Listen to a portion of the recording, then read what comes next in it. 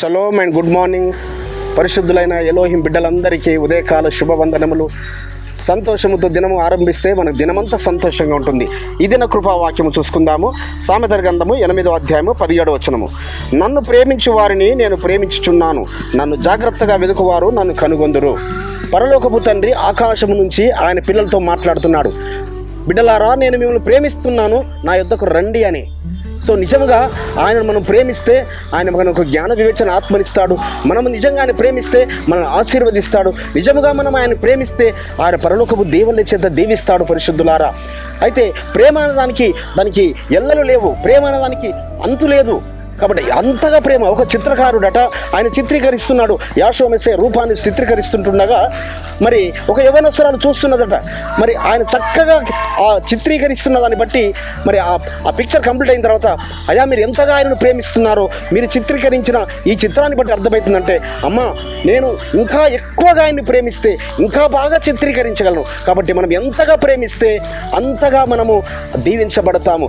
మనం ఎంతగా ఆయన ప్రేమిస్తే ఆయన మనల్ని అంతకన్నా ఎన్నో రెట్లు ప్రేమిస్తాడు. ఒక 18 years బ్యాక్ ఒక చెల్లెమ్మ నాతో అన్నది, అన్నయ్య మీరు నాకు ఒక్కదానికే మీరు చెల్లెమ్మగా అన్నయ్యగా ఉండాలంటే, చెల్లెమ్మ ఒక తల్లికి 4 పిల్లలు ఉన్నారనుకోండి, ఆ 4 పిల్లలను వేరువేరుగా ప్రేమిస్తుందా? ఒకరు ఉన్నప్పుడు 100% ప్రేమ ఆ బిడ్డ మీద ఉంటుంది. ఇద్దరు వచ్చినప్పుడు 100+100 లేక 100 మరి 2x100 అవుతుంది తప్ప అది 100 50 వద్దు. 4 పిల్లలుంటే 4x100 400. అదేవిధంగా నాకు కూడా 4 చెల్లెమ్మలున్నా లేక 100 మంది చెల్లెమ్మలున్నా నా ప్రేమ 100x100గానే ఉంటుంది.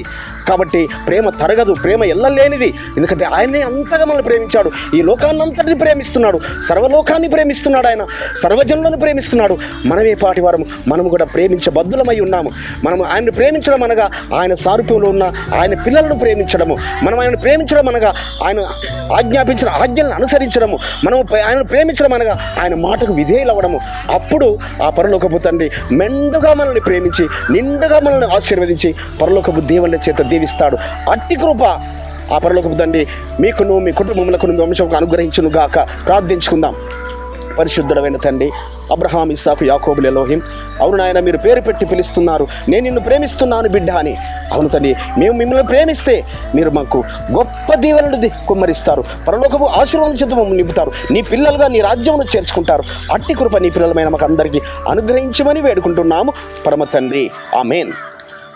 మన పరలోకపు తండ్రియు మన రక్షకుడును విమోచకుడును నజరేయుడైన యెహోవా మెస్సీయ దివ్య సముఖం నుంచి మీకును మీ కుటుంబములకును మీ వంశములకును శాంతి సమాధానము కృపయు మెండుగా కలుగును గాక.